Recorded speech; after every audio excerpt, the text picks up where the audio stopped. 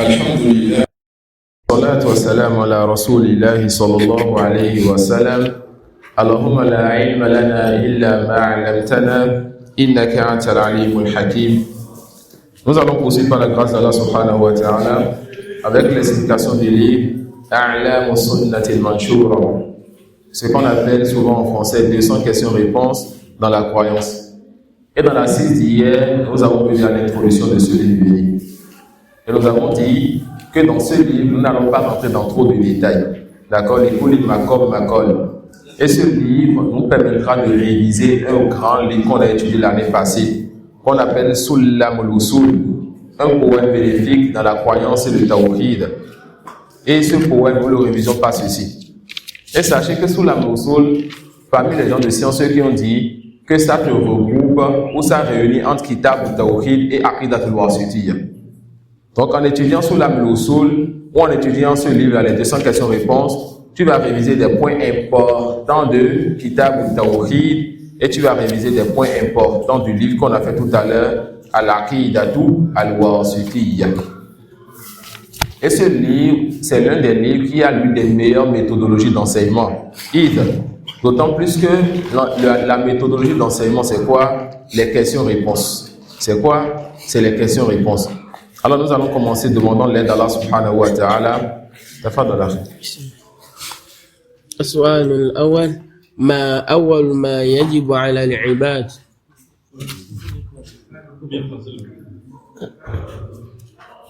نعم.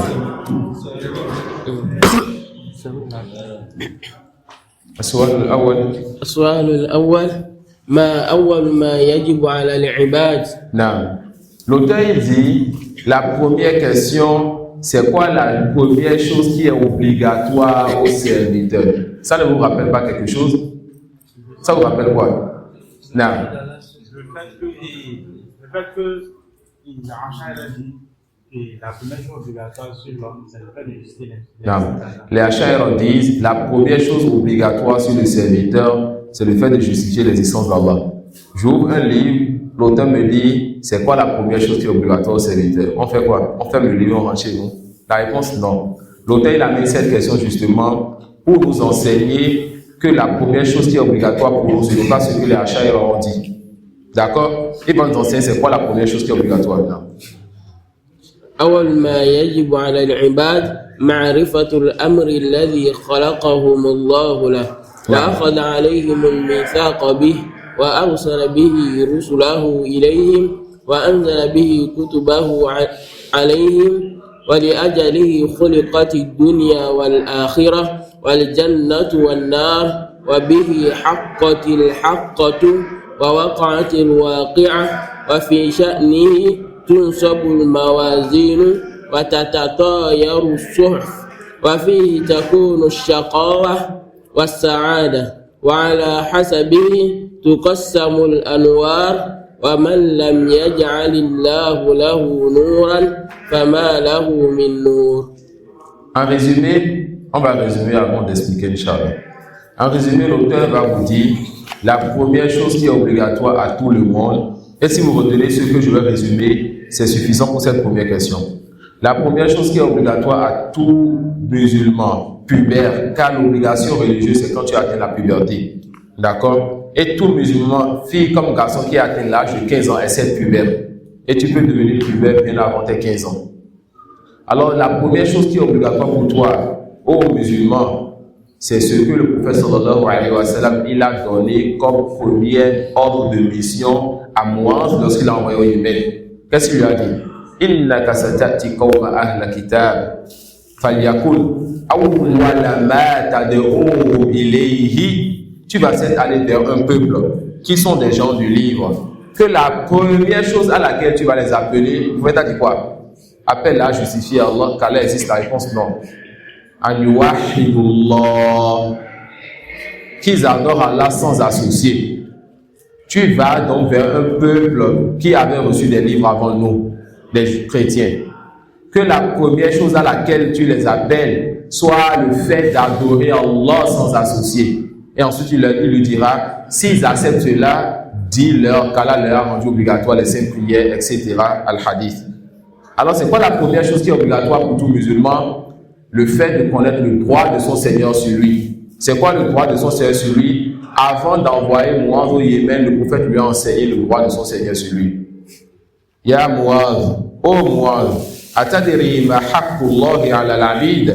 Est-ce que tu connais c'est quoi le droit d'Allah sur ses serviteurs? Il dit Allah wa rasuluhu a'lam. Allah et son messager sont les plus savants. Il dit sallallahu alayhi wa sallam, haqqullahi ala al-abid an ya'buduhu wa la yushriku bihi shay'a. Le droit d'Allah sur ses serviteurs, c'est qu'il l'adore, qu'il ne lui donne aucun associé. Et lorsque Muaz a étudié, فَإِنَّ الْعِلْمَ قَبْلَ الْقَوْلِ وَالْعَمَلِ وَالْعِلْمَ قَبْلَ الدَّعْوَةِ. Car la science avant la parole et l'acte, et la science avant le prêche et la prédication, lorsque Muaz a appris le plus grand droit d'Allah sur nous, le prophète a envoyé Muaz pour aller faire la da'wah. Et si quelqu'un nous dit que non, que le hadith où il a dit Muaz, tu connais le droit d'Allah sur ses serviteurs, ce hadith il se peut que ce soit après le voyage de Muaz au Yémen et que Muaz ne savait pas ce droit avant de partir. On dira quoi? Non? Muaz, quand il était là-bas, le prophète a rendu l'âme avant qu'il... Sallallahu alayhi wa sallam. Lorsque le prophète sallallahu alayhi wa sallam disait à Muaz, quand la tourmente en science, c'est Moussa. Lorsque le prophète disait à Muaz qu'il veut l'envoyer vers le Yémen, il lui a dit qu'il se peut que lorsque tu reviennes au Muaz, que tu ne me revois plus. Pour qu'on est calme. Lorsque Muaz il est revenu à Médine, il est passé devant la tombe de son bien-aimé, car le prophète était mort avant le retour de Muaz. Alors cela est une preuve que Muaz avait déjà appris le droit de son Seigneur avant d'aller au Yémen. Et encore, lorsque le prophète sallallahu alayhi wa sallam l'envoyait, il lui a encore précisé ce droit. Que la première chose à laquelle tu les appelles, ce soit le droit de ton Seigneur sur eux, qu'il l'adore sans lui donner d'associé. Qui se rappelle donc du premier bayt de Soulam al-Usul? Non. Le premier vers de Soulam al-Usul. أول واجب على العبيد معرفة الرحمن بالتوحيد. أحسنت. أول واجب على العبيد معرفة الرحمن بالتوحيد. Et c'est ça que l'auteur vous dit ici. Quand on a dit quoi? Il a écrit Soulam al-Usul, il a expliqué en 3 volumes Ma'arij al-Qaboul et il a résumé en question-réponse. C'est ça qu'il demande ici. Donc dans ce livre, on va réviser ce qu'on a fait l'année passée. Et ceux peut-être qui n'étaient pas allés au nord avec nous, vous allez alors profiter, Inch'Allah, de ce qui est dans Soulam al-Usul cette année. Donc il dit, أول ما يجب على العباد معرفة الأمر الذي خلقهم الله له. La première chose qui est obligatoire sur les serviteurs, c'est le fait de connaître ce pourquoi Allah les a créés. C'est quoi cette chose-là? Le fait d'adorer Allah sans associer. Subhanallah. Regardez les gens de la Sunna. Après, on nous dira, ne dites pas que cette personne est une personne innovatrice. Ne dites pas qu'il y a des groupes. On vous dit qu'il y a des gens qui vous disent, on ne sait pas si vous avez la foi ou pas. Pourquoi ils poursuivent votre foi? Tout simplement parce qu'ils disent que vous n'avez pas cherché les preuves pour justifier qu'Allah existe. Les preuves là ne sont pas dans le Coran ni dans la Sunna. Inch'Allah, on aura le temps de revoir les preuves qu'ils prétendent après avoir pris certaines bases, car ces preuves ont besoin de certaines bases pour comprendre. Ça suit. Ils doutent de la foi de ma mère. Ils doutent de la foi des musulmans. Ils doutent de la foi de nos grands-mères, de nos grands-pères, des croyants, parce qu'ils disent que ces gens-là n'ont pas justifié l'existence d'Allah. Subhanallah. Et je peux vous le dire, en Égypte, à partir de Awwal al-Thanawi, on commence par t'enseigner le tawhid à Jamiat al-Azhar. Et on commence par t'enseigner plutôt le tawhid dans la bourse islamia. Et là-bas, en Égypte, au Caire. Et dans ce tawhid, parmi les sujets que tu vas voir dans ce niveau-là, qui est pour celui qui n'a pas encore le baccalauréat islamique, ma huwa awwal wajib ala al-abid. C'est quoi la première chose obligatoire aussi le serviteur? Ils vont te dire alors, c'est le cost, ou bien cost il a nanzor, c'est le nanzor, ou bien al cost il a nanzor, il a réalisé l'aliga. Ensuite, Stan et Sanawi vont encore ajouter les garements. Ensuite, tu rentres dans l'université, tu prends Usul Din, tu es foutu. Combien de Béninois sont à Azra? Combien de Nigériens, de Burkinabés et bien d'autres? Ils reviennent avec une belle lecture. Ils reviennent avec les Usul al-Fiqh, le Hadith, mais vous ne savez pas ce qu'ils ont dans le cœur comme croyance. Ça peut aller. Et combien parmi eux vont dans les assises des savants de la Sunna pour apprendre la religion authentique? Les savants te disent, dans un pays comme l'Égypte, on te permet d'aller dans cette université pour avoir la carte de séjour, car sans ça, tu ne peux pas rester dans le pays pour étudier auprès de nous. Mais beaucoup ne savent pas, beaucoup ignorent, ils sont seulement dans ces établissements, ils ne veulent pas aller auprès des savants. Tu les vois quand ils vont dans une mosquée pour une assise, Ils vont dans une mosquée où il y a quelqu'un qui a bien rasé sa barbe, qui est assis et qui lit le Coran et qui bouge. Et les gens disent Allahu Akbar, at-takbir. Juste ça, les assises de séance chez eux. Et quand c'est pour apprendre un livre, c'est pour apprendre que la première chose qui est obligatoire pour le musulman, c'est quoi? Qu'il doit chercher des preuves qui ne sont pas dans le Coran et la Sunna pour justifier qu'Allah existe. Et on lui enseignera par la suite que celui qui n'a pas justifié cela, il faut douter de sa foi. Wallahu musta'an. Donc l'auteur te dit, et c'est ce que Ahl Sunna dit, la première chose qui est obligatoire pour tout serviteur, c'est quoi? Connaître ce pourquoi Allah l'a créé. Lorsque le prophète sallallahu alayhi wa sallam venait à son peuple, est-ce qu'il a dit, oh ma'ashara Quraysh, oh vous mon peuple, venez, je vais vous montrer que votre Seigneur existe? La réponse, non. Allah lui a dit, si tu leur demandes, qui est-ce qui a créé les cieux et la terre, ils diront certainement Allah. Le prophète a dit quoi? Le prophète sallallahu alayhi wa sallam leur a dit, Qulu la ilaha illallah tuflihu. Dites aucune divinité ne mérite l'adoration en dehors d'Allah, vous allez réussir. Alors voilà la première chose qu'il leur a ordonné. Qulu fil amr. Vous avez touché l'appareil? Laissez décharger. Il dit quoi? Qulu, dites. Ça c'est un ordre qu'il leur a donné sallallahu alayhi wa sallam. Ça peut aller. Dites aucune divinité ne mérite l'adoration. Restez concentrés les frères. Restez concentrés les frères. Ça me rappelle, n'est-ce pas, l'imam Malik. On dit, l'imam Malik avec des étudiants sont allés étudier. Ils ont voyagé pour aller prendre la science. Et ils sont dans un milieu où ils n'ont jamais vu, beaucoup d'entre eux n'ont jamais vu des éléphants. Ça suit, ils sont en train d'étudier et il y a des éléphants qui sont en train de passer. La majorité, pour tous les étudiants se sont levés pour aller voir les éléphants. Alors le chef regarde l'imam Malik et lui dit, mais qu'est-ce que toi tu fais là? Il dit que lui n'est pas venu pour voir des éléphants, mais il est venu pour la science qui est auprès de ce chef. Et chef Moukbil, rahimahullah ta'ala, il enseignait à Damadj sur les montagnes, au milieu de nulle part, mais il avait autour de lui ses étudiants. On rapporte parmi ceux qui ont fait sa biographie en français, qu'une fois, il y avait eu un gros bruit qu'ils ont entendu dans le désert et que tout le monde s'est détourné pour aller regarder, pour savoir ce qui se passe. Et Cheikh Moukbil s'est étonné donc du fait que les étudiants se détournent à cause d'un bruit qu'ils entendent autour de lui.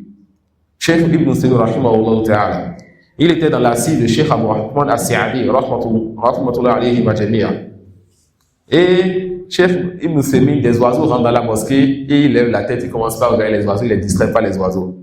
Alors son Cheikh Abou Rahman As-Sa'di, qui est le chef de Ibn Sina, lui dit, oh Ibn Sina, il faut attraper la science et n'attrape pas les oiseaux. Ça peut aller. Donc parfois dans les assises de science, il peut y avoir des choses qui nous distraient et sans de nous concentrer, de revenir vers les assises très vite.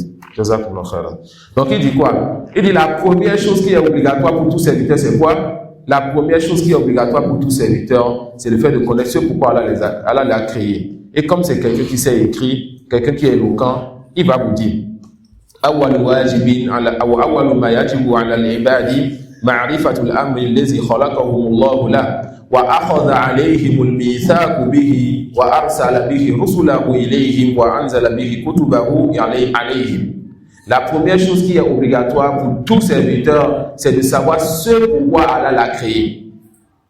وَمَا خَلَقْتُ الْجِنَّ وَالْإِنسَ إِلَّا لِيَعْبُدُونِ. Je n'ai créé les djinns et les anges si ce n'est que pour qu'ils m'adorent. Et ce pourquoi Allah a pris d'eux un serment solennel.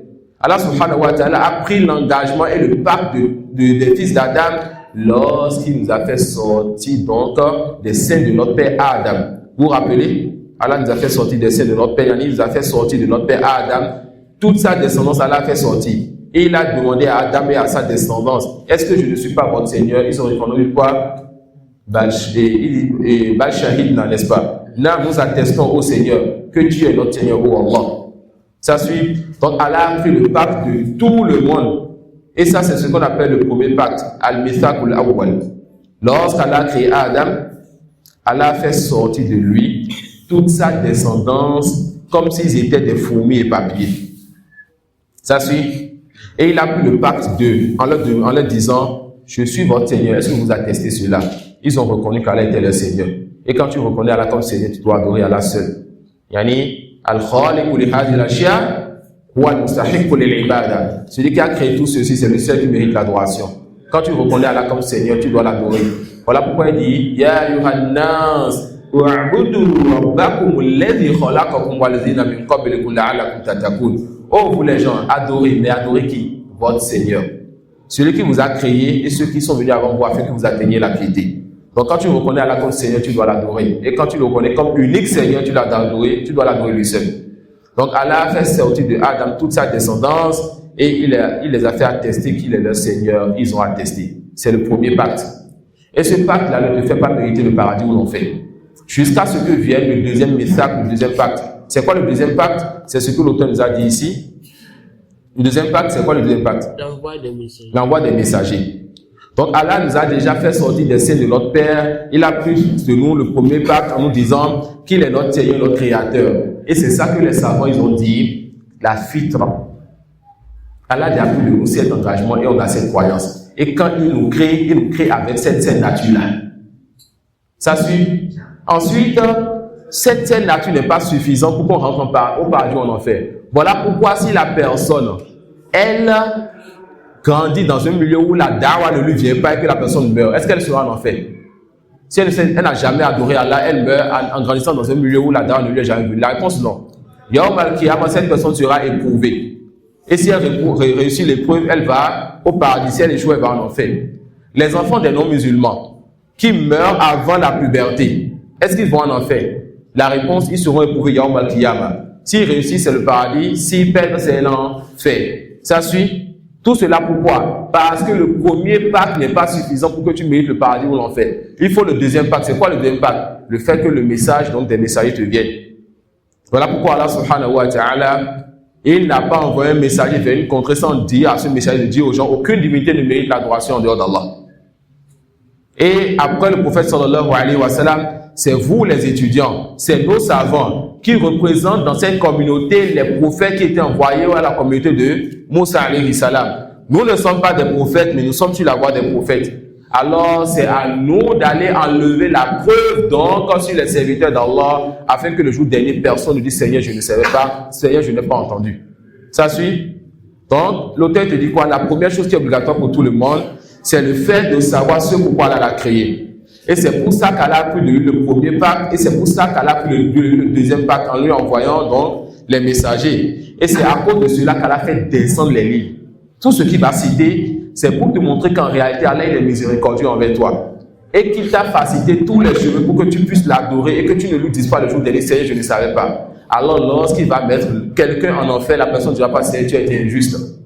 Voilà pourquoi Yawm al-Qiyamah.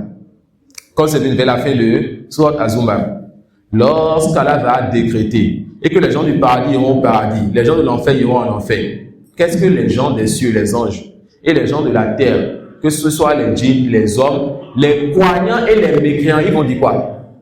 Ils vont dire louange à Allah, Seigneur de l'univers. Subhanallah. Subhanallah. Louange à Allah, Seigneur de l'univers. Ils vont louer à Allah quand il n'a pas été injuste envers eux. Même les gens de l'enfer, ils vont louer à Allah quand il n'a pas été injuste envers eux. Ils ont mérité l'enfer. Allah subhanahu wa ta'ala les a créés, il a pris un premier pacte. Allah les a créés, il a envoyé les messages, il a pris un deuxième pacte. Et c'est le deuxième pacte. Lorsque le message te vient, tu mérites l'enfer ou le paradis en fonction de ta situation. Le prophète sallallahu alayhi wa sallam a dit quoi? Il a dit celui-là qui lui obéit aura le paradis et celui qui lui désobéit aura l'enfer. D'accord? Allah dit qu'il a envoyé vers Pharaon Moussa. Tout comme il a envoyé vers nous un messager. Celui qui obéit à ce messager a le paradis et celui qui lui désobéit a l'enfer. D'accord? Donc, avec le deuxième pacte, les gens méritent le paradis ou l'enfer. Et c'est à cause de ça qu'Allah fait descendre les livres afin que de preuves ne soient pour ses serviteurs le jour dernier. Et c'est à cause de cela, à cause de ce pourquoi Allah t'a créé, qu'il a créé le bas monde et la vie dernière. Quant au bas monde, Allah l'a créé pour que tu puisses méditer sur ce monde-là, pour savoir que tu es un Seigneur qui est grand, un Seigneur qui est sage, un Seigneur qui a la science, un Seigneur qui a des attributs et qui fait des actions qui méritent l'adoration. D'accord? Ce bas monde nous aide à connaître notre Seigneur. Ce bas monde nous aide à aimer notre Seigneur. Car celui qui te fait un bienfait, tu l'aimes. Il n'y a pas quelque chose qui nous fait plus de bienfait si ce n'est Allah subhanahu wa ta'ala. D'accord? Il n'y a pas quelque chose qui peut nous faire plus de bienfait si ce n'est Allah subhanahu wa ta'ala. Est-ce qu'on peut appeler Allah quelque chose? La réponse oui. Ayu shay'in akbaru shahada. Qulillah. S'appelle qu'est-ce qui est plus grand en matière de témoignage? Dit Allah. Les savants disent, dans le chapitre des Noé attribue on ne peut appeler Allah que par ce qu'il s'est donné comme nom. Alors, on ne dit pas Allah est une chose quand on parle des noms. Mais dans le chapitre de l'information, quand on veut donner une information, alors la porte est grandement ouverte. On dira alors, il n'y a pas une chose qui est plus grand en témoignant sur ce n'est Allah subhanahu wa ta'ala. Il n'y a pas quelque chose qui, n'est-ce pas, t'a donné plus de bienfaits si ce n'est Allah subhanahu wa ta'ala. Wala haraj. Il dit, c'est à cause de cette chose-là pour laquelle Allah t'a créé, qu'il a créé la vie dernière. Afin que lorsque tu vas voir les récompenses qu'il t'a réservées, tu veuilles aller vers ce pourquoi il t'a créé. Lorsque tu vas voir le châtiment qu'il a réservé pour ceux qui le désobéissent, tu vas aller vers ce pourquoi il t'a créé en délaissant ce qu'il t'a interdit. Donc il a créé ce bâton pour que tu puisses le connaître afin de l'adorer. Il a créé la vie dernière afin que tu sois motivé vers lui en faisant ce qui va te permettre d'avoir la récompense et délaisser ce qui va t'amener à avoir le châtiment et la colère. Wal jannatu wan naru bihi haqqatil haqqatu wa waqa'atil waqi'atu wa fi sha'nihi tunsabul mawazinu wa tatatayaru suhuf. C'est à cause de ce que Allah t'a créé qu'il a créé le paradis pour te récompenser, l'enfer pour les saints, comme par rétribution pour ceux qui l'ont désobéi. Et c'est à cause de ce qu'il a créé que donc viendra ce jour dernier là où il va distinguer entre les gens de droite, les gens de gauche et ceux qui se sont avancés dans le bien. Et c'est à cause de ce pourquoi il a créé subhanahu wa ta'ala qu'il aura la balance le jour dernier pour peser les œuvres. Et c'est à cause de ce pourquoi il a créé que les feuillets seront donc que les feuilles vont s'envoler pour rentrer dans les mains des gens, ceux qui vont prendre par le côté droit, ceux qui vont prendre par le côté gauche et ceux qui vont prendre par le côté gauche et de derrière leur dos. Ces choses qu'on dit vont revenir dans le livre de l'après-midi. Le livre de l'après-midi dans le manhaj, on ira dans le détail de chaque point de la croyance. Donc, ne pensez pas que je vais trop vite, d'accord? Il dit wa fihi takunu ash-shaqawatu wa sa'ada. Et c'est à cause de ce pourquoi Allah t'a créé qu'il y aura des gens heureux et des gens malheureux. Les heureux sont ceux-là qui ont adoré Allah sans associer, ils ont le paradis. Les malheureux sont ceux-là qui ont désobéi à Allah et ont adoré autre que lui, sont bons sur ceux-là, alors ils ont enfer éternellement. Wa la hasabihi tuqassamul anwar. Et c'est en fonction de ce pourquoi Allah t'a créé que les lumières seront données. Où est-ce que les lumières seront données? Sur le pont Arsent. D'accord? C'est en fonction de cela que lorsque les gens vont vouloir traverser Asirat, ce pont-là dont vous connaissez les caractéristiques et les attributs, et ça nous reviendra encore l'après-midi, Inch'Allah. Lorsque les gens vont vouloir traverser cela, on leur donnera donc des lumières. Celui-là qui aura sa lumière comme une montagne devant lui. Celui-là qui aura sa lumière comme la lumière d'une torche. Celui-là qui aura sa lumière, une petite lumière qu'on va mettre sur un doigt de ses orteils. Et subhanallah, tantôt ça s'allume, tantôt ça s'éteint. De la même façon que dans ce bas monde, tantôt il tombe dans la désobéissance, tantôt il se relève. Et qui vous dira l'obscurité, donc il y aura sur ce pont-là le jour dernier. Et personne ne profitera de la lumière de personne. Œuvrez donc afin que votre lumière soit grande le jour dernier. وَمَنْ لَمْ يَجْعَلِ اللَّهُ لَهُ نُورًا فَمَا لَهُ مِنْ نُورٍ. Alors on a compris la première chose obligatoire pour tout serviteur. C'est quoi la première chose obligatoire pour tout serviteur, Abdullah?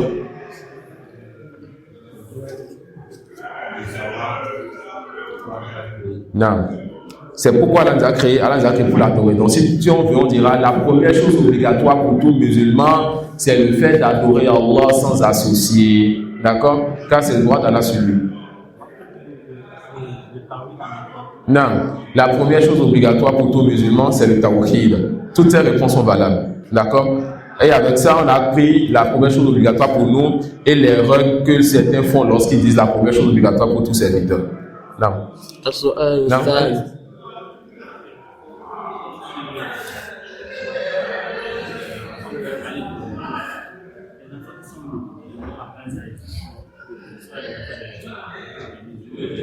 Non, je n'ai pas parlé des enfants des musulmans. J'ai dit les enfants des non-musulmans, lorsqu'ils meurent avant la puberté, ils ne vont pas directement en enfer et ils sont éprouvés. S'ils réussissent l'épreuve, ils vont au paradis. S'ils ne réussissent pas, ils vont en enfer. En usul fiqh, il y a la règle qu'on appelle al-mafhum al-mukhalafa. Yani, quand on te dit quelque chose, tu comprends de cette chose une autre règle. Donc, si on parle des enfants des non-musulmans et qu'on donne cette règle, alors les enfants des musulmans sont directement au paradis. Ça suit? Les enfants des musulmans sont directement au paradis. Et les textes disent que les enfants des musulmans qui meurent en bas âge sont avec Ibrahim en attendant le jour dernier. Et j'ai toujours dit, mais j'ai toujours compris de cela que c'est le prophète Ibrahim alayhi salam. Ce soir, ce que j'entends la parole de l'un de nos savants qui dit aussi un autre sens, et ces deux sens-là sont valables, et la sens est auprès d'Allah. Il dit qu'il s'agira plutôt du fils du prophète sallallahu Ibrahim, car il est mort en bas âge. D'accord? Donc, on dira les enfants des musulmans morts en bas âge sont soit avec le prophète Ibrahim, soit avec le fils du prophète sallallahu Ibrahim, ce qui est sur les textes on dit Ibrahim, et la sens est auprès d'Allah. Non. J'aimerais comprendre le sens de tarbiya que les gens s'emploient parce que parfois il y a certains groupes qui viennent de venir faire tarbiya. C'est comme si c'est allégeance. Ça fait partie des thèmes de la Jama. Donc, on dit quand tu fais tarbiya, tu acceptes la manier et fléchir l'argent et vous allez prendre des zikr. Ah, ok. Donc, je ne sais pas si le mot tarbiya là, c'est ça qui me dit allégeance. Le mot tarbiya, ça veut dire éducation. Et ça veut dire, yani, réformer quelque chose. Rabb Bashi, yani, éduquer la chose. Rabb Bashi, yani, islam, le fait de réformer la chose. Donc, tarbiya, ça veut dire éduquer. Et ce que nous on est en train de faire de la réforme, ça suit. Maintenant, on demandera comment la personne fait sa tarbiya. Comment la personne fait sa réforme. Si la personne donne des afkars, on dira ces afkars viennent d'où. Ça suit. Si la personne donne des afkars et voit donner des mérites de ces afkars, on demandera ces afkars viennent d'où. Ça peut aller. Si ces afkars viennent du Coran et de la Sunna, alors on dit c'est une bonne tarbiya.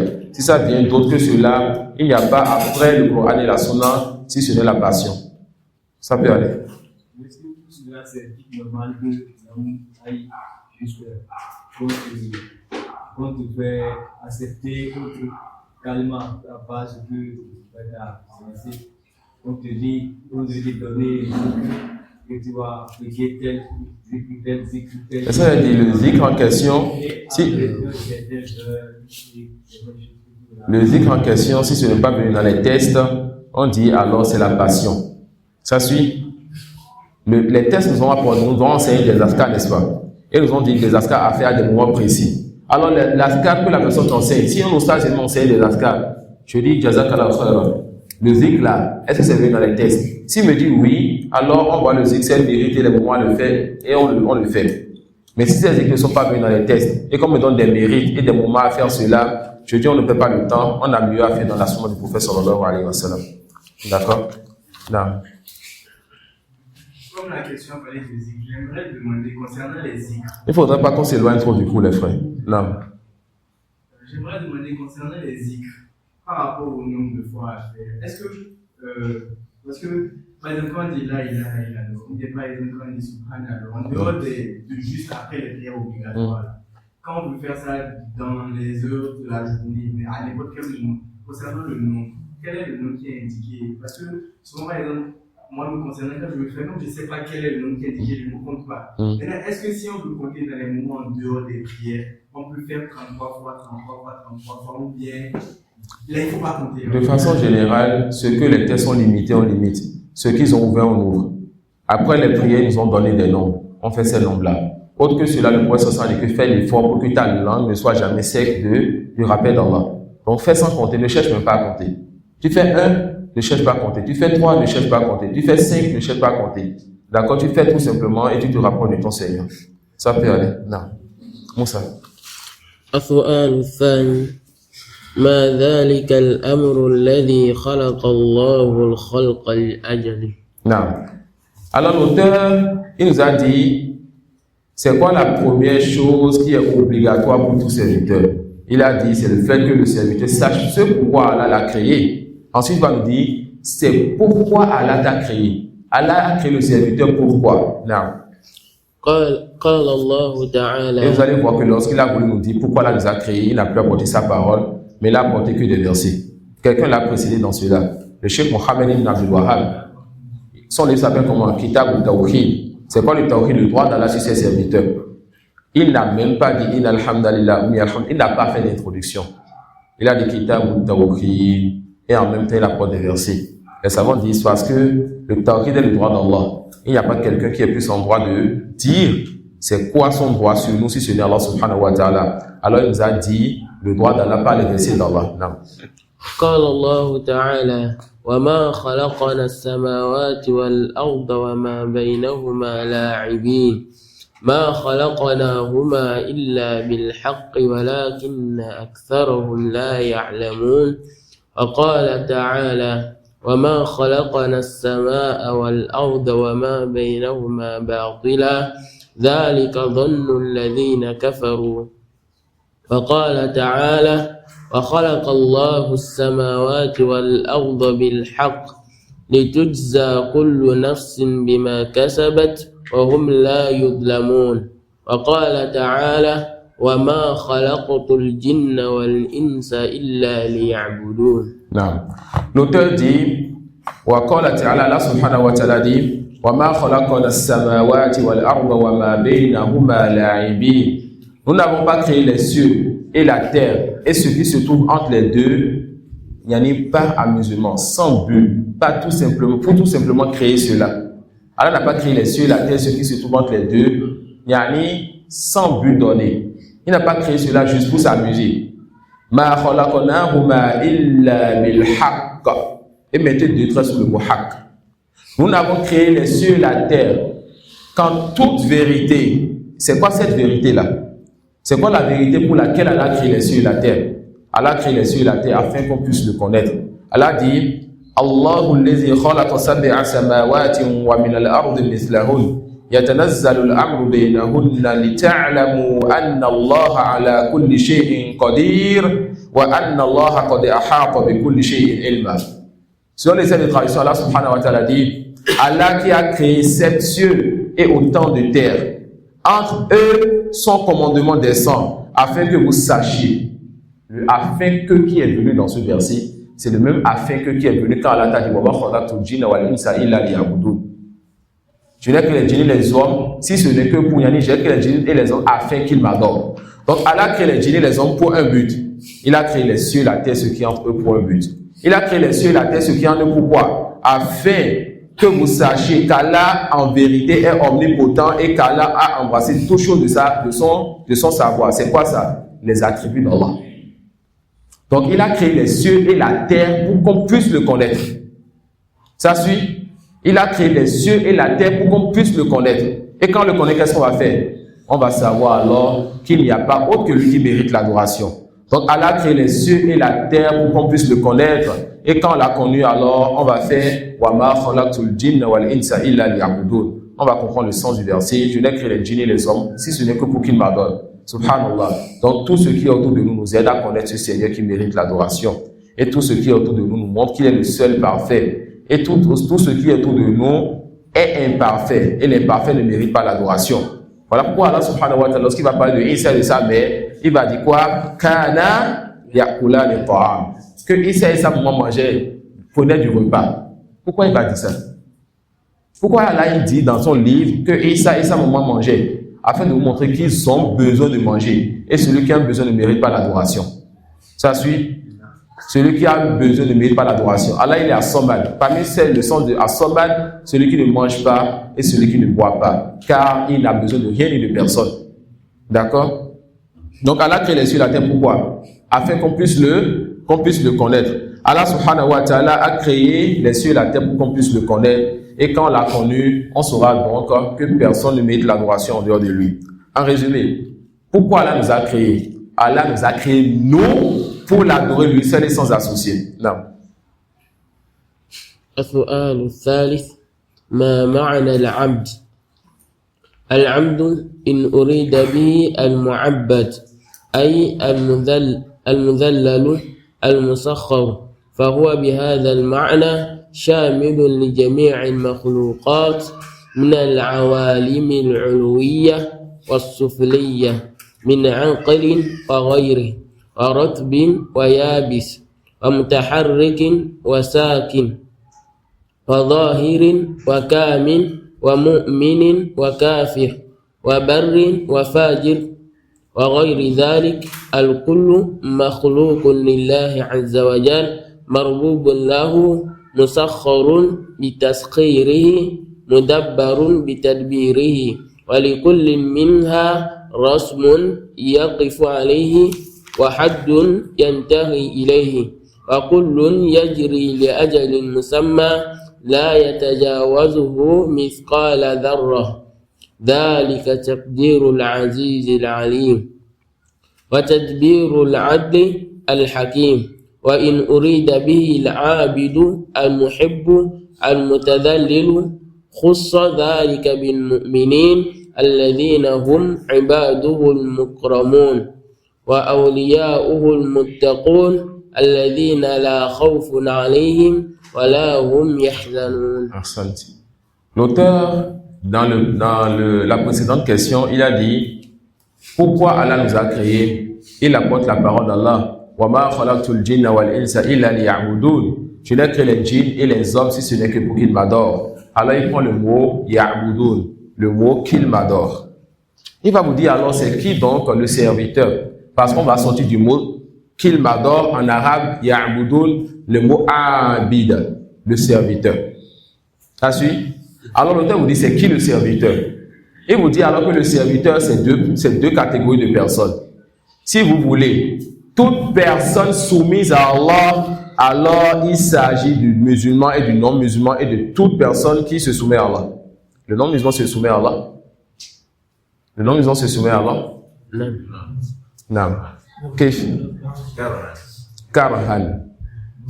Si vous voulez, toute personne qui se soumet à Allah, Allah, le musulman et le non-musulman rentrent dans cela. Comment cela?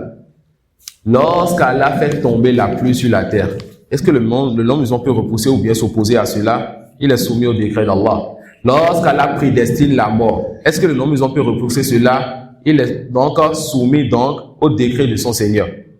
Mais si vous voulez, toute personne qui se soumet religieusement à Allah subhanahu wa ta'ala, là il s'agit seulement du croyant et des pieux serviteurs d'Allah. D'accord? Donc, bi'atibar, d'une façon, tout le monde est serviteur d'Allah, dans le sens où tout le monde est soumis au décret d'Allah. Et d'une façon particulière, seuls les croyants sont des serviteurs d'Allah, ceux-là qui adorent Allah sans lui donner d'associé.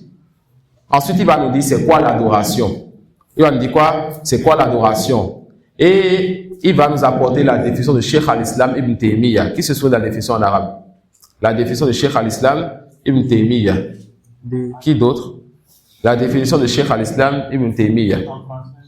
En français. En arabe d'abord. Abdullah, vas-y. L'adoration.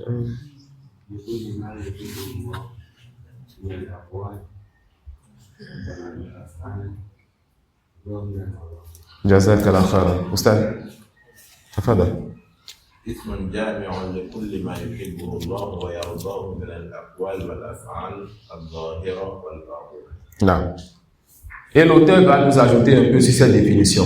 Il dit al-ibadatu hiya ismun jami'un li kulli ma yuhibbuhu Allah wa yardahu min al-aqwali wal a'mali adh-dhahirati wal batina wal bara'atu mimma yunafi dhalika wa yudadu. Il dit l'adoration, c'est quoi? L'adoration, c'est un nom, c'est un mot qui regroupe tout ce qu'Allah aime et a légiféré, que ce soit une parole, que ce soit une action, que cela soit apparent ou caché, et le fait de te désavouer de tout ce qui s'oppose à cela. L'adoration, c'est quoi? C'est un nom, ou bien l'adoration, c'est toute parole ou action, apparente ou cachée, qu'Allah aime et a légiféré. Qu'Allah aime et a légiféré. C'est toute parole ou action, apparente ou cachée, qu'Allah a légiféré. Qu'Allah aime et Allah a légiféré. Qu'Allah aime et Allah a légiféré. Et le fait que tu te désavoues et que tu te détournes de ce qui s'oppose à cela. D'accord? Le fait que tu te désavoues ou tu t'opposes à ce qui s'oppose à cela. Que tu te détournes de ce qui s'oppose à cela. Ensuite, on dit Quand est-ce qu'on va appeler l'action ibadah? Vous voyez ce qu'il a fait? Il vous prend étape par étape. Étape par étape. Il vous amène un verset où Allah dit, je n'ai créé les djinns et les anges si ce n'est que pour qu'ils m'adorent. Il dit, c'est qui donc l'adorateur ou c'est qui le serviteur? Il te dit, le serviteur est de deux catégories. Celui qui est soumis au décret d'Allah rentre dedans les croyants et les non-croyants. Et il dit ensuite, celui-là qui se soumet à Allah dans la religion, c'est le serviteur pieux d'Allah. Mais dis-moi donc, c'est quoi l'adoration? Il te dit, l'adoration, c'est toute parole ou croyance, c'est toute parole ou action qu'Allah aime et a légiféré, que cela soit apparent ou caché. Et surtout, tu dois t'opposer à ce qui annule ton adoration. Yani, tu dois t'opposer au shirk, car le shirk annule ton adoration. Ensuite, il va te dire, lorsque tu fais une action ou tu dis une parole, quand est-ce que cela est considéré comme adoration? Non. متى يكون العمل عبادة؟ إذا كمل فيه شيئان وهما كمال الحب مع كمال الذل. قال تعالى: والذين آمنوا أشد حبا لله. وقال تعالى: إن الذين هم من خشية ربهم مشفقون. وقد جمع الله تعالى بين ذلك في قوله: إنهم كانوا يسارعون في الخيرات ويدعوننا رغبا ورهبا وكانوا لنا خاشعين. L'auteur, dans la question précédente, il nous a défini l'adoration. Dans cette question, il définit encore l'adoration. Mais il va nous définir deux types d'adoration. Et deux définitions qu'a donné deux grands savants, dont l'un est le cheikh et l'autre est l'élève. La première définition, on a dit que c'était la définition de qui? Cheikh al-Islam Taymiyyah. La deuxième qui va donner ici, c'est la définition de son élève, Ibn al-Qayyim. Le cheikh a donné une définition, l'élève a donné une définition, il n'y a pas de contradiction entre leurs définitions. Le cheikh a dit que l'adoration, c'est toute parole ou action qu'Allah accepte, qu'Allah aime et Allah a légiféré, et que cela soit apparent ou caché. L'élève, lui, dit, l'adoration, c'est l'amour absolu avec la soumission absolue à Allah. Ou bien, si vous voulez, l'adoration, c'est l'amour absolu avec la soumission totale. Alors, quand tu as l'amour absolu, la soumission totale, ou bien l'humiliation totale pour quelqu'un, tu as cette adorer cette personne. Ça suit? Tu as cette adorer cette personne. Mais, comment différencier entre leurs définitions? Cheikh al-Islam Taymiyyah, il te donne une définition pour connaître c'est quoi les œuvres que tu peux appeler adoration. Quand tu vois qu'Allah aime et a légiféré quelque chose d'apparent ou de caché, parole ou bien action, c'est une adoration. Accomplissez la prière. Allah aime la prière, il a légiféré la prière est une adoration. Ça peut aller. Allah subhanahu wa ta'ala te dit, Kutiba alaykumus siyam, on vous a prescrit le jeûne. Alors le jeûne est une adoration. D'accord? Donc quand Allah il aime et il a légiféré quelque chose, la chose est une adoration. Parmi les façons de connaître aussi l'adoration, le fait qu'Allah fasse les éloges de la chose ou de ceux qui font la chose. Allah il a fait les éloges de ceux qui sont patients. Alors la patience est une adoration. Allah a fait les éloges de ceux qui ont fait la hijra. La hijra est une adoration, l'hégire, l'émigration. D'accord? Mais l'élève, Ibn Qayyim rahmatullahi alayhi, lui nous donne quelle définition? Il nous donne la définition de l'adoration en regardant l'état du serviteur.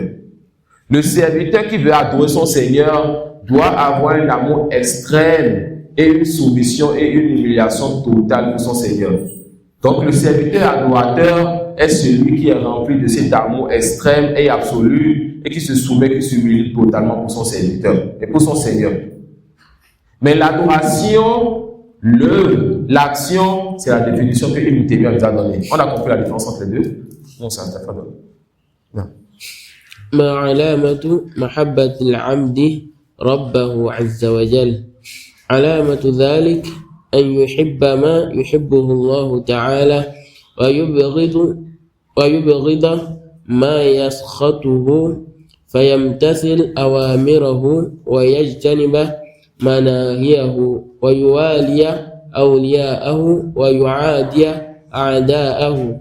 ولذا كان أوثق عرى الإيمان الحب في الله والبغض فيه. L'auteur veut nous dire maintenant comment le serviteur peut savoir s'il aime Allah? Il y a plusieurs façons de voir si un serviteur aime Allah. Parmi ces façons, le fait de suivre la sunna du prophète sallallahu alayhi wa sallam. C'est quoi la preuve? C'est quoi la preuve que parmi les façons de voir, mais parmi les preuves de l'amour d'Allah, de notre amour pour Allah, le suivi du prophète sallallahu alayhi wa sallam. Non.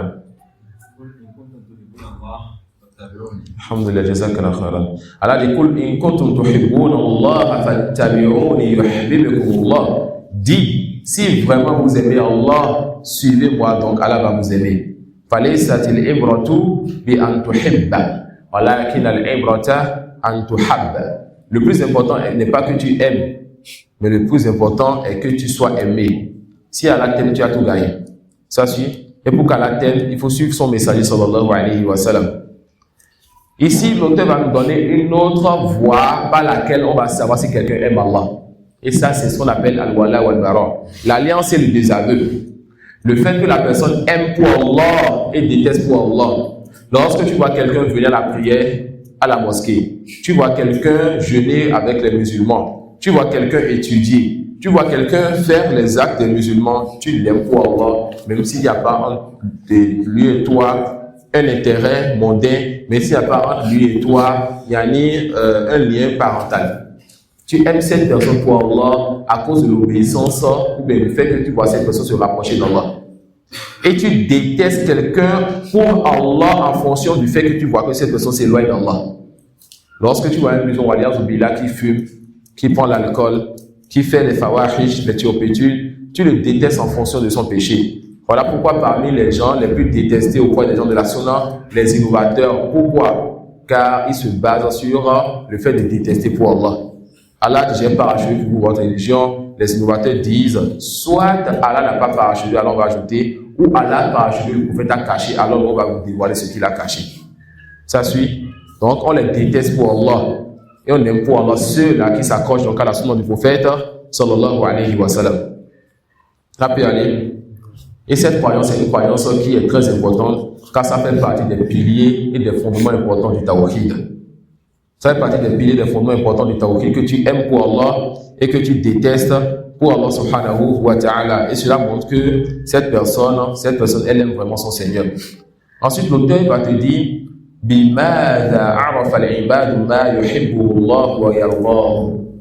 comment le serviteur peut savoir ce qu'Allah aime? On a dit tout à l'heure que l'adoration, selon la définition de Ibn Taymiyyah, la première, c'est tout ce qu'Allah aime, n'est-ce pas? Tout ce qu'Allah aime et à légiférer. Mais comment tu peux savoir ce qu'Allah aime? Il dit Arafuhu bi irsali Allah ta'ala rusula wa inzalihi al-kutuba amiran bima yuhibbuhu Allah. Allah, il a envoyé les messagers, il a fait descendre les livres dans lesquels il nous a dit ce qu'il aime. Il a ordonné. Alors, lorsque tu ouvres le livre d'Allah ou la sunna du prophète sallallahu alayhi wa sallam et tu vois un ordre, c'est que Allah il aime la chose. D'accord? Tu vois un ordre, c'est que Allah il aime la chose. Cette chose est une adoration. Il dit Amiran bima yuhibbuhu Allah wa yardahu nahiyan amma yakrahu wa ya'bahu. Donc Allah il ordonne dans son livre et dans la sunna ce qu'il aime et il interdit ce qu'il déteste. Allah il ordonne ce qu'il aime et il interdit ce qu'il déteste. Wa bidhalika qamat alayhim hujjatuhu damira. Et c'est à cause de cela que la preuve a été levée sur le serviteur. Les livres sont descendus, les messagers ont été envoyés et ils savent ce que leur Seigneur aime, ils savent ce que leur Seigneur déteste, ils savent ce que leur Seigneur ordonne et ils savent ce que leur Seigneur interdit. Alors ils n'auront pas de preuve yawm al-qiyamah pour se justifier devant leur Seigneur. وَبِذَلِكَ قَامَتْ عَلَيْهِمْ حُجَّتُهُ دَامِرًا وَظَهَرَتْ حِكْمَتُهُ الْبَالِغَةَ. Et par cela aussi on voit la grande sagesse d'Allah subhanahu wa ta'ala. Quand il placera dans l'enfer les gens qui méritent l'enfer, c'est parce qu'il a certes envoyé des livres, il a certes envoyé des messagers et fait descendre des livres, et la preuve a été levée sur les serviteurs. Allah subhanahu wa ta'ala dit Rusulan mubashirina wa mundhirina li alla yakuna lin-nasi 'ala Allahi hujjatun ba'da ar-rusul. Allah a envoyé des messagers qui ont deux attributs, des messagers qui annoncent la bonne nouvelle, le paradis, la miséricorde, et qui par le même moment mettent en garde contre le châtiment, le courroux et la colère d'un Seigneur qui est dur en châtiment, afin que le jour dernier, personne n'ait de preuve ni d'argument pour se justifier devant Allah subhanahu wa ta'ala, après l'envoi des messagers. Et Allah dit, قُلْ إِن كُنْتُمْ تُحِبُّونَ اللَّهَ فَاتَّبِعُونِ يُحْبِبْكُمُ اللَّهُ وَيَغْفِرْ لَكُمْ ذُنُوبَكُمْ وَاللَّهُ غَفُورٌ رَحِيمٌ. Comme l'a dit le frère Hafizahullah ta'ala, Allah subhanahu wa ta'ala nous a éprouvé par ce verset. Des gens prétendent l'amour d'Allah. Allah dit, si vous aimez vraiment, si vous l'aimez vraiment, suivez donc le messager sallallahu alayhi wa sallam. Allah va vous aider, vous pardonner vos péchés. Ensuite, l'auteur va nous rappeler ce qu'on appelle les conditions de la ilaha illallah et les conditions de l'adoration. Les conditions de l'adoration. Il va citer 3 conditions et 2 sont souvent citées dans les livres. Il va citer 3 conditions, mais 2 sont souvent citées dans les livres. Donc, quand on dit les conditions de l'adoration, ce que je veux que vous retenez 2 des conditions, Inch'Allah. D'accord? Quand on dit les conditions de l'adoration, si vous voulez, les conditions pour qu'Allah accepte l'œuvre de quelqu'un. Les conditions pour qu'Allah accepte l'œuvre de quelqu'un, c'est 2 choses. Al-ikhlas ou al-mutaba'. La sincérité. 1, la sincérité. 2, le fait de suivre le prophète sallallahu alayhi wa sallam dans l'œuvre. Celui qui va dire en religion ou faire en religion quelque chose qui manque de sincérité, Allah rejette donc l'action là. Celui qui va dire en religion ou faire en religion quelque chose que le prophète sallallahu alayhi wa sallam n'a pas fait ou dit avant lui, Allah subhanahu wa ta'ala rejette donc cette chose-là. Alors l'adoration qui est acceptée auprès d'Allah, c'est l'adoration qui est faite sincèrement pour Allah et dans laquelle on a suivi son messager sallallahu alayhi wa sallam. L'auteur lui va ajouter une 3e condition, sidqul azima wa huwa shartun fi wujudiha. Il va ajouter la véracité. D'accord? Il va ajouter la véracité. Et certains savants vont juste vous dire la sincérité en rapprochant la véracité de la sincérité et on vous dira que c'est la même chose. Et ce n'est pas toute personne qui va faire la différence entre ces 2 choses. Je pense qu'on a déjà fait la différence ici, n'est-ce pas? Entre la sincérité et la véracité. On a dit la sincérité, c'est le fait que tu œuvres pour Allah seul. Et la véracité, c'est que lorsque tu as commencé l'œuvre, tu n'abandonnes pas lorsque l'épreuve vient, lorsque tu vois la facilité, lorsque tu vois le dunya ou ce qui va dans ce sens. D'accord? Donc, lorsque tu veux adorer, tu adores Allah par sincérité et tu patientes donc dans ton adoration. Ensuite, l'auteur, il va nous expliquer chaque condition. Il dit, Masudkul azima, c'est quoi donc la véracité donc lorsque tu veux œuvrer? Huwa tarku takasul wa tawani wa bazlul juhdi fi an yusaddiqa qawlahu wa bi fi'lihi. Vous avez compris maintenant, il dit que la véracité, c'est le fait que tu délaisses la paresse et que tu fasses les efforts pour que ta parole soit en fonction de ton acte. D'accord? Lorsque tu dis, je vais faire 2 rakas pour Allah, que ta parole soit comme, que ton acte soit comme ce que tu as dit. Yani, le cœur croit ce que la langue dit et les actes font ce que tu veux faire comme adoration, mais que ce que tu dis comme adoration. Ça suit. Lorsque tu dis, je crois en Allah, ça doit venir de ton cœur. Et lorsque ta langue dit, je crois en Allah, il faut qu'on voit donc les actes de ceux qui croient en Allah sur tes membres. C'est ça ce qui est voulu par Sidqul Azima. C'est le fait tout simplement que la langue soit conforme au cœur et que les actions soient conformes donc à la langue aussi. C'est le fait que quand tu te lances dans l'adoration, tu patientes et que tu ne te détournes pas après avoir prétendu la foi. Il dit ensuite, c'est quoi la sincérité? Huwa an yakuna muradul abdi bi jami'i aqwalihi wa a'malihi adh-dhahirati wal batinati ibtigha'an aw ibtigha'a wajhi Allah ta'ala. La sincérité al-ikhlas, c'est le fait que toute action et toute parole apparente ou cachée du serviteur soit en recherchant le visage d'Allah, soit fait pour Allah. D'accord? Tout ce que tu dis et tout ce que tu fais cela pour Allah. Allah dit wa ma umiru illa liya'budullaha mukhlishina lahu ad-din hunafa. On ne leur a prescrit que d'adorer Allah en lui voie le culte exclusif. ثم قال ما الشرع الذي أمر الله تعالى ألا يدان إلا به. C'est quoi donc la législation qu'Allah subhanahu wa ta'ala nous a prescrit et il n'a pas accepté qu'on se rapproche de lui et qu'on n'adopte pas autre que cette législation. Non. 11. ما الشرع الذي أمر الله تعالى ألا يدان إلا به هي الحنفية ملة إبراهيم عليه السلام قال الله تبارك وتعالى إن الدين عند الله الإسلام.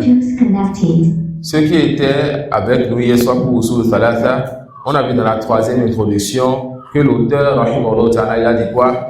يعلم أرشدك الله لطاعته أن الحنيفية ملة إبراهيم. نعم. أن تعبد الله مخلصا له الدين. Ceux qui vont bégayer là, on va reprendre certaines choses chez vous. Ceux qui vont bégayer, on va reprendre certaines choses chez vous. D'accord? Il dit quoi? Que sage qu'Allah te guide vers son obéissance, que la Hanifiyya, c'est la religion d'Ibrahim alayhi salam. Et c'est ça que l'auteur nous répète encore ici.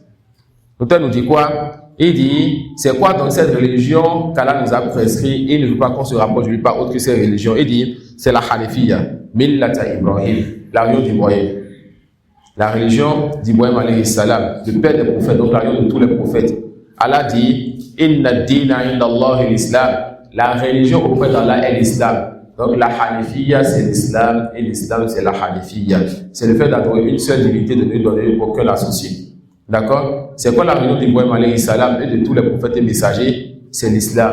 C'est le fait de ne adorer qu'Allah seul. D'accord? Est-ce que Isa était musulman? La réponse oui. Est-ce que Moussa était musulman? La réponse oui. Est-ce que Ibrahim, Yaqub et tous les autres prophètes et messagers étaient des musulmans? La réponse oui. Car l'islam est de deux types. L'islam général et l'islam particulier. L'islam général, c'est l'islam de tous les prophètes. L'islam général, c'est l'islam de tous les prophètes. Une seule divinité tu adoreras et tu n'adoreras pas autre que lui. L'islam particulier, c'est l'islam du prophète Mohammed sallallahu alayhi wa sallam. Une seule divinité tu adoreras et tu n'adoreras pas autre que lui. Et le prophète Mohammed sallallahu alayhi wa sallam tu suivras et tu ne vas pas suivre une voie ou une tariqa autre que sa voie. C'est ce qu'on appelle les deux attestations. Ashhadu an la ilaha illallah wa ashhadu anna Muhammadan abduhu wa rasuluhu sallallahu alayhi wa sallam. J'atteste qu'aucune divinité ne mérite l'adoration en dehors d'Allah et j'atteste que Muhammad est son serviteur et son messager sallallahu alayhi wa sallam. Le 12. كم مراتب دين الإسلام هي 3 مراتب الإسلام والإيمان والإحسان وكل واحد منها إذا أطلقت شمل الدين كله. Ensuite, l'auteur va sur le sujet. Il dit كم مراتب دين الإسلام.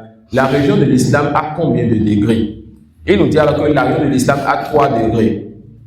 La religion s'appelle Al-Hanifiyya ou l'islam. Donc l'islam comme nom de religion a 3 degrés. L'islam qui est le premier degré, et là on ne parle plus de la religion. La religion, l'islam a 3 degrés. On va répéter le nom, mais là on ne parle plus de la religion. Prêtez attention. Donc la religion de l'islam a 3 degrés. Le premier degré on l'appelle comment? L'islam.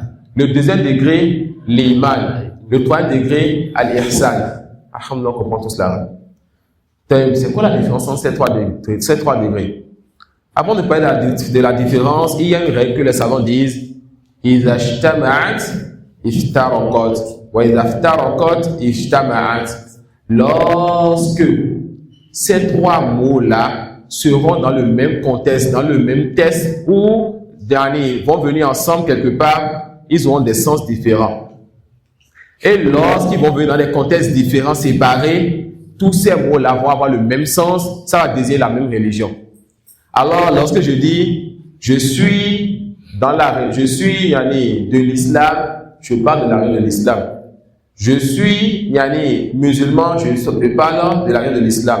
Je suis croyant, mu'min, je parle de la religion de l'islam. D'accord? Et lorsqu'on va aussi parler de al-ihsan dans un texte, on parle de la religion de l'islam. Ça c'est à titre d'exemple. Sinon, on ne dit pas je suis croyant. Ça c'est à titre d'exemple. Sinon, on ne dit pas je suis croyant. On dit quoi? Je suis croyant, Inch'Allah. D'accord? On dit je suis musulman. Et on n'a pas le droit de dire je suis musulman, Inch'Allah. On ne dit pas je suis croyant et on se tait. Mais on dit je suis croyant, Inch'Allah. Et ça, c'est une différence entre les Murji'a et les gens de la Sunna. Le détail de cela nous viendra là en après-midi, Inch'Allah. Retenez de façon générale, quand on dit je suis musulman et on ne dit pas je suis croyant. On ne dit pas je suis musulman, Inch'Allah, et on dit je suis croyant, Inch'Allah. On a compris ça? Quand on connaît la vérité, tout le reste c'est faux. D'accord? Et en après-midi, on verra le détail, Inch'Allah. ما معنى الإسلام؟ معناه الاستسلام لله بالتوحيد. Non? Non, le chef va donner la différence. ما معنى الإسلام؟ معناه الاستسلام لله بالتوحيد والانقياد له بالطاعة والخلوص من الشرك. قال تعالى. Et là, le chef il va donner assez de détails pour l'islam avant d'aller sur la foi. Donc on va vous résumer ça avant de rentrer dedans. On a dit que quand les trois viennent de façon séparée, tous désignent la même religion, n'est-ce pas? Mais quand les trois viennent dans un même contexte, c'est quoi? L'islam, on dit, dans un texte, on voit le mot islam, le mot iman et le mot ihsan. Ou bien on voit le mot islam et le mot iman. Chacun de ces deux ou de ces trois mots ont un sens différent. Quant au mot islam, il s'agit des actes apparents. La prière, le tawaf, ce qui est apparent parmi les actes des musulmans. Ça suit. Il s'agit de quoi? Des actes apparents.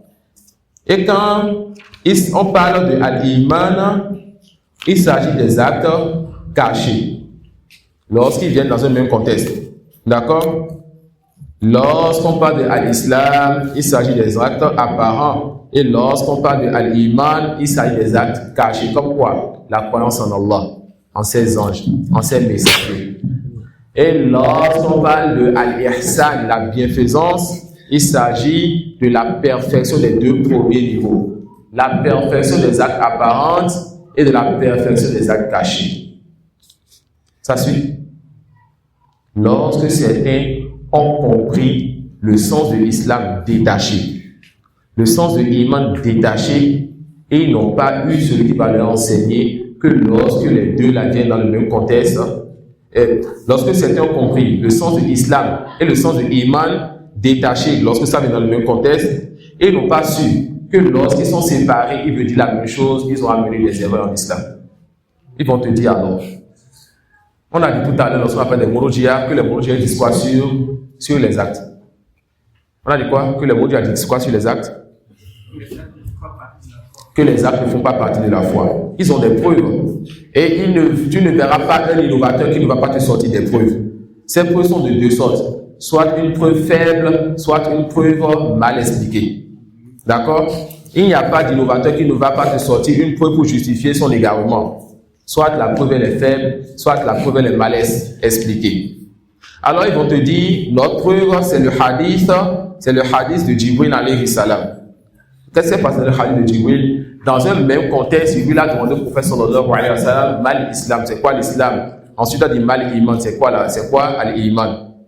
Alors ils vont te dire que lorsque le prophète sallallahu alayhi wa sallam il a expliqué al-iman, il n'a pas parlé des actes dedans. Alors on a une preuve que les actes ne rentrent pas dans la foi. On va le dire quoi? On va le dire qu'on a plusieurs preuves dans lesquelles le prophète il a dit à ses compagnons, que vous savez c'est quoi al-iman? Il va citer parmi ces choses la prière. D'accord? Et on va encore le dire qu'il y a une règle qui nous dit lorsque ces deux mots, ces trois mots-là sont dans le même contexte, chaque mot a un sens différent. Mais lorsqu'ils sont dans des contextes différents, chaque mot renferme le sens de l'autre mot. Il veut tous dire la religion complète de ce qu'il y a comme acte caché et acte apparent. Ça fait aller.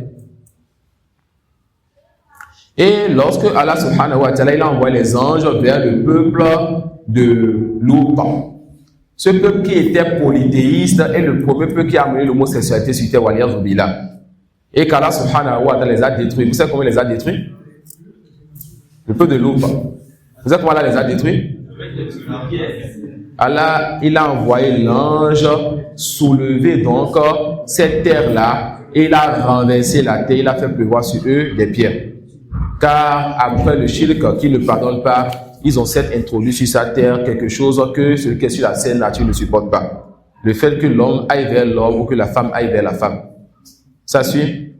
Alors lorsqu'il a envoyé les anges, il a demandé aux anges de faire sortir de ce peuple-là les croyants. Allah dit, en parlant des anges, فَأَخْرَجْنَا مَنْ كَانَ فِيهَا مِنَ الْمُؤْمِنِينَ. Nous avons fait sortir de la maison de Lut ceux qui étaient des croyants. فَمَا وَجَدْنَا فِيهَا غَيْرَ بَيْتٍ مِنَ الْمُسْلِمِينَ. Nous n'avons vu là qu'une seule maison de musulmans. Pourquoi ils ont dit dans le premier verset, on a fait sortir les croyants, et dans le deuxième verset, on a vu seulement une maison de musulmans? C'est le même contexte. Alors, musulmans a un sens, il s'agit des actes apparents, et mu'minun a un sens, il s'agit de ceux qui ont la foi dans le cœur qui œuvrent. Donc, la maison de Lut, il y avait Lut, il y avait sa femme qui n'avait pas la foi, mais qui prétendait la foi. Ils ont donc fait sortir de cette maison les croyants, et cette maison était une maison de musulmans, car toute personne de cette maison montrait les actes des musulmans. Mais ils ont fait sortir ceux qui ont la foi, les mu'minun, et la femme de Lut a péri donc lorsque le châtiment est tombé. Donc on dit quoi? Lorsque ça vient dans le même contexte, chaque mot a son sens. Et lorsqu'il vient dans des contextes différents, la foi, al-iman peut vouloir dire al-islam, al-islam peut vouloir dire al-iman, et tout cela veut aussi dire al-irsan. D'accord? Mais quand c'est dans le même contexte, al-islam c'est quoi? Les actes apparents. Al-iman, les actes cachés. Al-irsan, la perfection de tout cela. On va encore ajouter à ceci que al-islam est un cercle plus grand.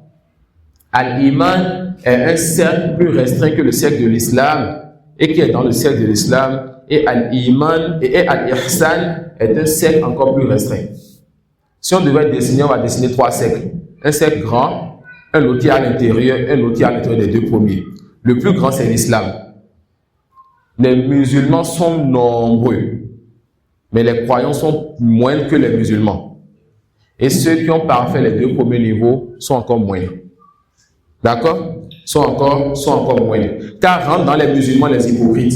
Ils montrent les actes apparents et seul Allah connaît le contenu de leur poitrine. D'accord? Et tout croyant fait les actes des musulmans, œuvre. Et toute personne qui est dans le plus petit cercle, la bienfaisance al-ihsan, fait les actes et parfait ses actes, et à la fois et parfait sa foi.